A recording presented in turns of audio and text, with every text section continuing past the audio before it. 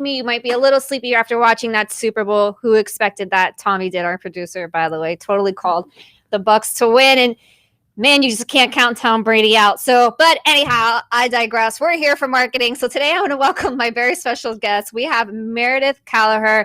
She is a digital ad strategy specialist. So we're going to be talking all about specifically social media ads and the different ways that you can use them for your business. So Meredith, welcome to the show. And why don't you tell us a little bit about yourself and your business, and we'll kick things off. Well, thanks so much, Misty. Yes, I'm Meredith Kallaher, and I have a business, Meredith Kallaher Marketing, easy to remember. And right now I'm specializing in digital advertisements, primarily Facebook and Instagram, but anywhere you want to place a digital ad, Google, LinkedIn, Pinterest, I can help you out. I like to help businesses really expand their reach quickly and explode their sales. So I love that. Expand your reach quickly and explode your sales. Yep. Who doesn't want that? Right? All right. So my hair's a mess. So let's start with the basics. All right. If someone wants to, I get asked this question all the time. Okay. Tell me. People are always asking me, okay, organic, I don't want to put money into ads. What do I need to put money into ads? And I try to explain to people, Facebook, Instagram, et cetera. We're really in a pay to play environment. It's extremely difficult to get organic reach. To have your posts go viral is also extremely difficult. So what do you say to those people when they're trying to figure out organic reach or paid reach? Okay. Well, I love organic, by the way. So I'm not like a naysayer. And I think that if you are consistent on any platform, you don't have to pay to play. But nothing is free. So you either have to put in the time or the money, you guys. But what I really love organic social media for is building community and really turning followers into raving fans or customers.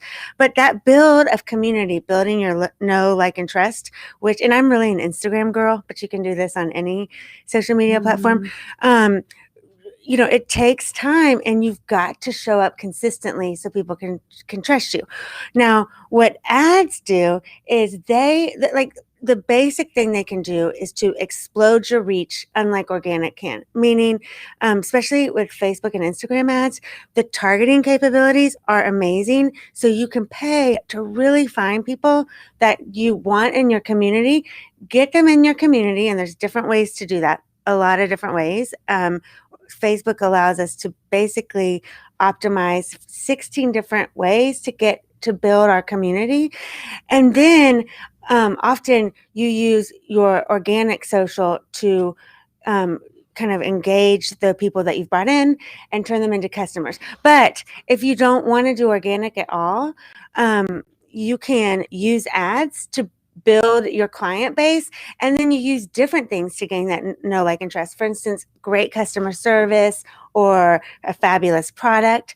I'm working with a chef right now, and she has a meal delivery service. Hey, Chef Nicole, she's so good. Chef Nicole Miami. But we use ads to grow her customer base, and then her fantastic meals bring people back. You see what I mean? So she doesn't. They use a little bit of social, but she doesn't have to be that consistent. So I guess the question was, like, when do you use ads though? Like, that's sort of the difference of organic is great at building know, like, and trust, and social and paid ads is great for increasing your numbers quickly. But what paid advertising isn't great for is proof of concept, where organic is. Meaning it is expensive, you guys, to run ads. So organic is expensive cost of time. But if you are, say, a new coach and you're offering a new type of coaching that no one has ever offered to people that you know before, it's going to cost you a lot of money to prove if people want it or not. When I want, like, a health coach to come in and use ads, for instance, if she's already reached out to the 20 people that, like, I don't know, are in her kid's kindergarten class, and if 5 of them were like, heck yeah, I want what you're selling, then you know that people really want your service, and that's when it's a good time to use ads. Ads are too expensive to prove out concepts, in my opinion. Does that make sense? Yeah, no, I love that idea. So what we're talking about is if you're, when to choose ads, when are they right for you? What's the difference between an organic campaign? And I do think, to your point, like we were talking about building that social proof. Yeah. And the organic campaigns are so awesome for that, because if someone sees your ad and they want more information, they go to look at you and you have nothing there, or it's stale and it hasn't been there for a long time, that actually might count against you in the eye of the consumer, right? If they're like, oh, let me do a research on this person or this product or this company or whatever, and they don't see anything there that you're very active and engaged, it's sort of like, that those are the people we want to be like, you know what? Go get some organic customers. Right. Like, go sell to your neighbors. Go start building on social and get that proof. Don't use ads to get the proof. It can just be super expensive to do. Yeah, I love that. So thank you so much for bringing it up, because that's such an important distinction in knowing, okay, do I just go ahead and put everything into ads and that's it? I mean, we have a client we're working with as well right now that they're using we're using ads, but we're building up some of their organic as well for that very reason, right? So we're kind of like doing both. And you can do it. Let's not be wrong. Like, you can take something new and advertise the heck out of it, but it's just going to cost more, to like figure out what works and what doesn't work. But if you've done it organically, and when we say organic, it doesn't have to be social media organic. It could be literally door to door or through emails or whatever, but just proving it before, and then having testimonials or to back you up. Yeah, exactly. That's another form of that social proof, right? Of people just checking you out and saying, oh yeah, okay, they're legit because I've gone and looked at them on here, and they have testimonials, or they have people interacting with them, or talking about how great their products are, or even on those organic posts, leaving comments, hey, I love working with you, any of that kind of stuff, right? Like that can be really awesome. So, all right. So we talked about this a little bit. I don't know if there's anything else that you want to add to this about when is a good time for, like, in the lifetime of your business? Right. You started to touch on that a little bit. Yeah. I don't know if there's anything more we could add to that about using digital ads. So, like, is it, again, you talked about right out of the gate, or is it something you want to be more seasons with? And then once you are a seasons business, at what point do you adjust your ad strategy? I know I'm throwing a lot at you right now, but these are important questions. I just think, because I love ads, so I don't want to discourage people, but I think there's different places when you're starting out your business to put your time and money, for sure. Like, your website, and look into SEO and see if you if it's important for your industry that you are searchable on Google. And then, and like building up your organic infrastructure. So I guess in the lifetime of your business, I don't think you go to digital ads first. But if you had a healthy budget, then there's things we could do at the beginning. But I think it's more of a, once you've found, what Facebook and Instagram are great for is, if you have 15 or 20 people that like your product, and you can find a commonality of those people, maybe it's zip code, but maybe it's men versus women, maybe it's age. What's cool about ads, I get excited, is we can then explode out. We can create lookalike audience that look just like people that are already using your product. We can multiply that 10 times, 20 times. That's what's cool. So I think the simple answer is, give it a minute. Don't use ads at the very beginning. Right. Yeah. And I think a good example I'll give is I worked with a client, this is years ago, and they were launching this business. It was a super cute business. It was product based, and they wanted to put everything into social and into ads. And we handled that for them, but I kept telling them every month, I'm like, you need to get out.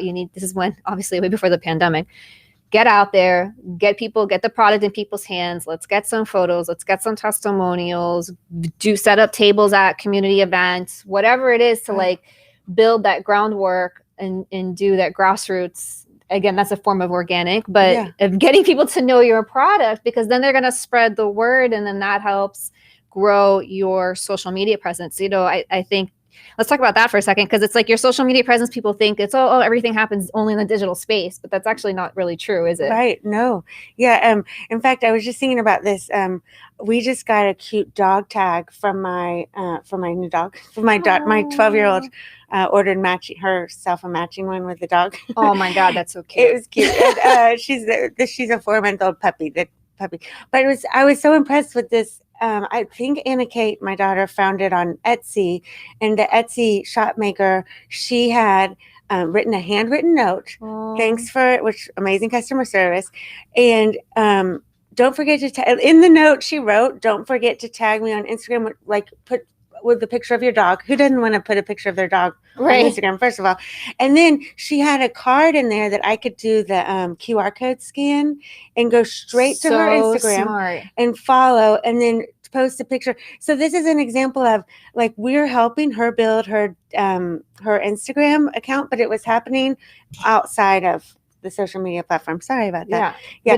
But that's so smart. Yeah, it was super smart. I went and called the chef and I say, we need to put one of these cards. Yeah, we need to do this. Yes. So if you guys missed that, make sure you're getting your pen and paper and you're writing this kind of stuff down. If you're selling a product, you can totally be taking that extra step to write a handwritten note. People they just don't do that these days. We've talked on previous episodes about direct mail. And yeah, like that's awesome, but it's very expensive to be repetitive in a market with direct mail. But the impact that a handwritten note and a thank you note has is incredible because nobody does that anymore. And it's so personal. So I love that idea. So it was, again, this Etsy seller with the package, sent a handwritten thank you note, said, hey, by the way, if you're going to send this on social media, tag us here, and gave him a QR code. Those codes, we're used to those now with menus at restaurants. You just scan it and it takes you right to the page, which is so smart. It probably cost her what is that cheap site you can get business cards on? Because she printed it on a business. Right. It probably cost her, $20 for 100. And that was such a great addition to the. Super smart. Yeah, it was good.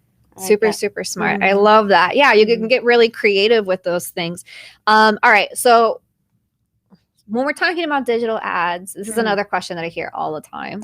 Is people are like, oh, okay, I want to put ads out there, but they don't really understand the difference between Google ads and Facebook ads and the like on social media. So can you talk to us about that a little bit? Yeah. So the way I like to think about it, well, first of all, Google ads are generally more expensive than Facebook ads, but they're easier to set up. I still do recommend working with someone like Misty or I, to set up your digital ads, mainly because you guys, before I took classes on how to manage digital advertisements, I did the same thing. It's really like taking cash to the toilet and flushing it down. Only because it's super complicated but Google's a little easier to set up. I will, if you wanted to try one by yourself, that one's a little easier. Oh yeah, they have like a whole step program now. They walk you through like a. Yeah, right. And it doesn't usually involve images, so there's less things to put up there. But Facebook, you can hit the wrong button and you spend money and get no results if you're not careful. So it's just, you have to be careful. But anyway, so Google ads are a little easier to set up. They're a little more expensive, but there's a good reason that they're more expensive. It's because Google leads you get on Google ads are hot, meaning somebody is searching in, Pinecrest Family Dentist, and you pay to pop up first in those search results. So you see your ad is fed to someone actively looking for you for your services. So it costs you more, which makes sense. But so Facebook and Instagram ads are put usually in front of cold traffic. You can put it in front of warmer. But the cool part about social media ads, first of all, they do cost a little less, but it's that you're looking for, remember we just talked about the demographics of your ideal customer. So the targeting capabilities, I want a woman that my age gets pretty much targeted the most out of anybody. It's like between 35 and 45 that's a mom, because we buy more things, mothers, because we're buying for more people often, and that lived in a certain zip code, that likes to shop at a certain place. You can identify people that I follow. Like I follow every marketing guru out there. You can target people that follow Amy Porterfield, for instance, who's a marketing guru, or people that shop at Neiman Markets, which I also like to do. It's pretty cool. But but I'm not necessarily searching for a Miami dentist at the time the ad is fed to me. Does that make sense? So, but the trick with that is if you do have like a product that people are searching for, let's take the dog tag lady, like custom dog tag matching necklace.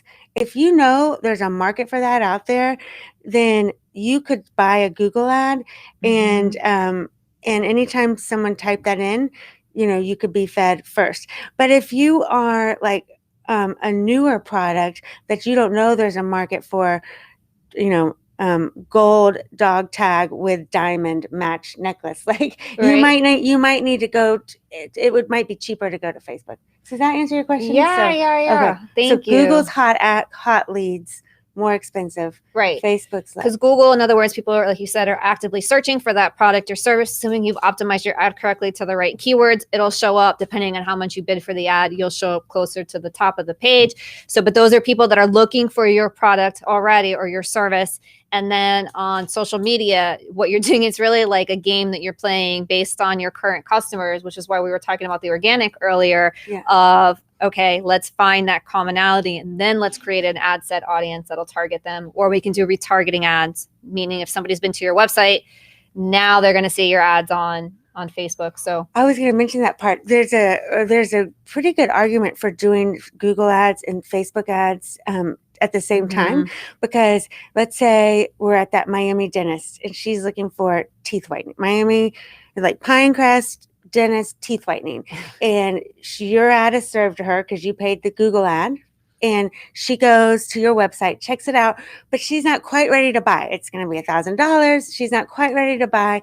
Well, then if you have the Facebook tracking on your website, which is free when you pay for Facebook ads, right.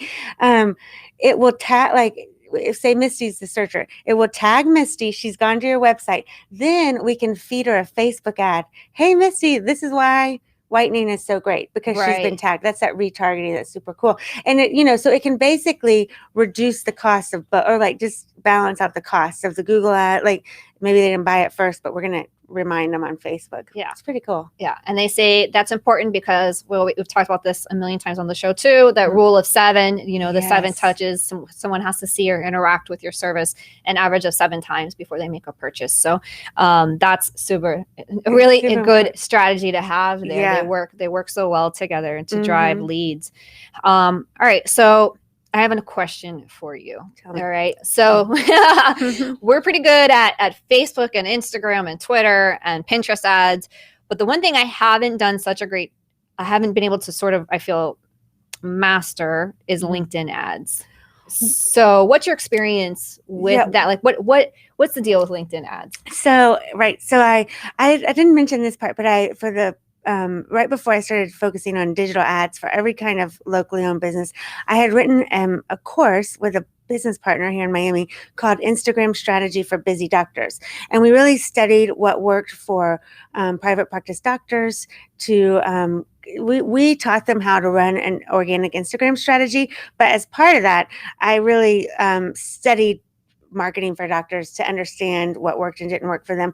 And we looked at, doing that, I looked at LinkedIn, and one of the practices here in town was offering a pretty expensive skincare protocol that you could come. It was like involved lasers and getting rid of sunspots. And we looked into, would LinkedIn ads be, she thought it was a high ticket item. So she thought maybe her ideal customer was a professional. But LinkedIn is great when you are trying to find, I really like it for B2B. This wasn't a B2B service, meaning business to business sale, because there are, professionals are all on LinkedIn, meaning they go there for their business account, right? But anyway, what I found, to answer your question, was that LinkedIn ads are really great. They're expensive, first of all, more expensive than Facebook ads. And they take a good investment to get the logarithm to work right. They have the targeting like Facebook, but the targeting is what's cool about LinkedIn. I don't know if you how recent you filled out your profile, but when you fill out your LinkedIn profile, they ask you all these questions like, what's your background? Like, where did you go to college? What's your current job title? Where do you work now? What's the business address? So guess what?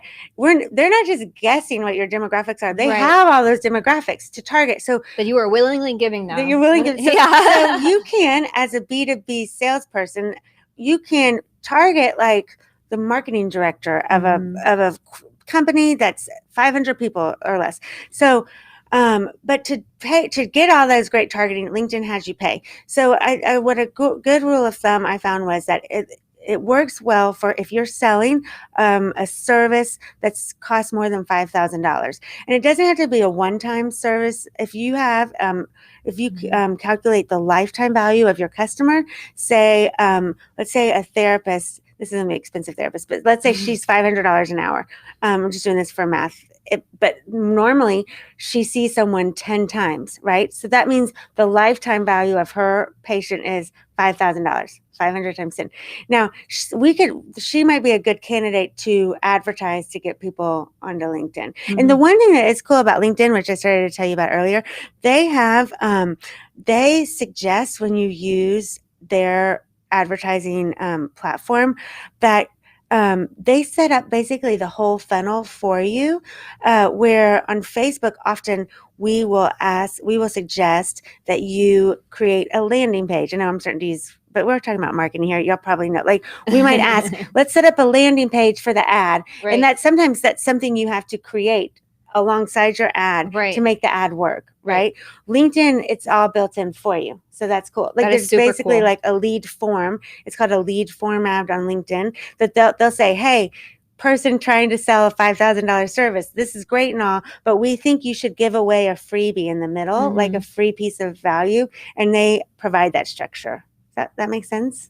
Yeah. That's really cool. So again, differentiating here that something on like Facebook or some of these other platforms, when you send them, if your goal is to send them to a page where they fill out a form or purchase a product or whatever it is that you want them to do there, essentially on those networks, you have to have that created on your own, right? They have to be a landing page. There is a whole entire huge world of strategy, and I'm learning it actually now about landing pages and ad copy and all this kind of stuff. I'm building out my knowledge about lead funnels. It's like a crazy whole other world. But what Meredith is saying is nice on LinkedIn is you actually don't even have to take that extra step if you don't already have that information. LinkedIn will build that right into the ad model. Right. It's cool. I think, I'm not sure just because I haven't used them as much, if it's on every ad, but it's called a lead form ad, where they do that for you. That is super cool. So, all right. So we talked a little bit about budgets, and we've mentioned a few times here, some ads are more expensive to run and they take a little bit more to be successful. So let's use an example of a business that is out there and they have their social proof, they have that organic reach already, okay, and these different ways that we've talked about.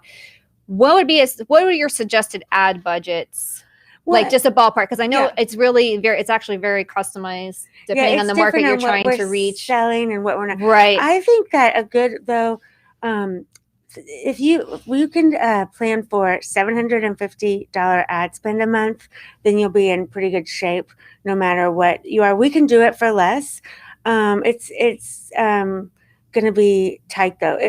But if you're selling an inexpensive product, then for sure we can get away for less. But like my chef meal delivery service, she's running at about a 12 times return on investment. So for every dollar she spends on Facebook, she gets $12 back. But she's spending about $750. So I can do the math in my head that fixes. But she's getting the return. She's getting 12 times $750 back. Right. So that's really cool. But it's weird, you guys. If she was spending $300, she probably wouldn't be getting that 12 times back. It has to do with the Facebook algorithm, and they need to be able to go find her ideal customers out there. They need enough juice to get her ideal customers. Her average customer, just to give you a ballpark, spends about $75 an order.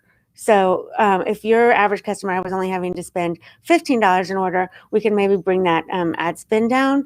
But so I think, but so I would just I would say, and some people have to spend more, up to like $1,000 or so.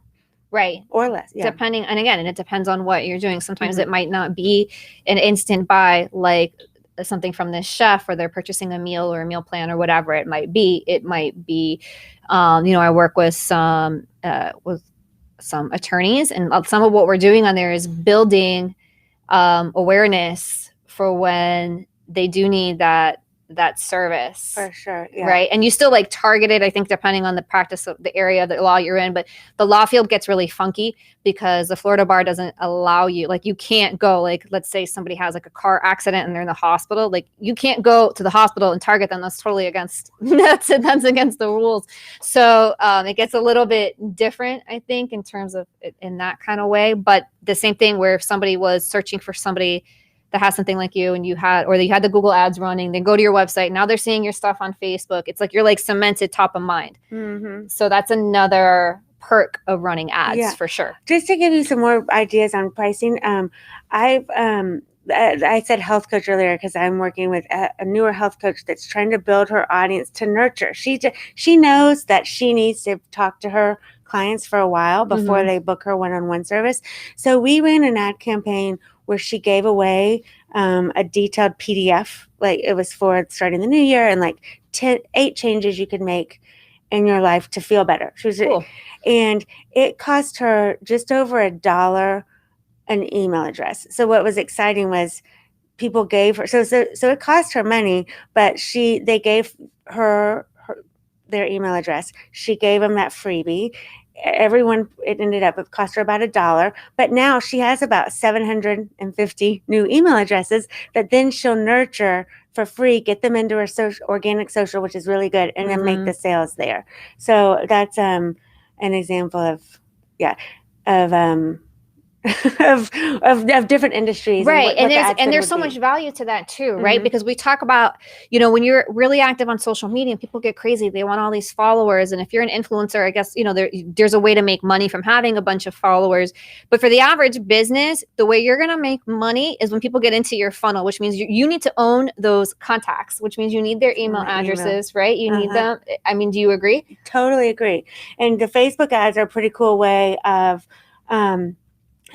getting them into getting their email address and getting them into your funnel. So so we've bypassed that organic. But again, if you don't have any clients, it could be an expensive way to, like, it's great to test out what people want and what people don't want. And once you know what they want, then boom, use ads to really grow your list fast. Then you own your email list. Right. Yeah. And that's another funny thing. So, and I think this is still a good strategy. People are sort of lost on whether to boost posts or not anymore on Facebook. Personally, at my agency, we do still use that strategy, but we try to use it with posts that we know are already doing well, because then we know, like, this is something the audience organically, meaning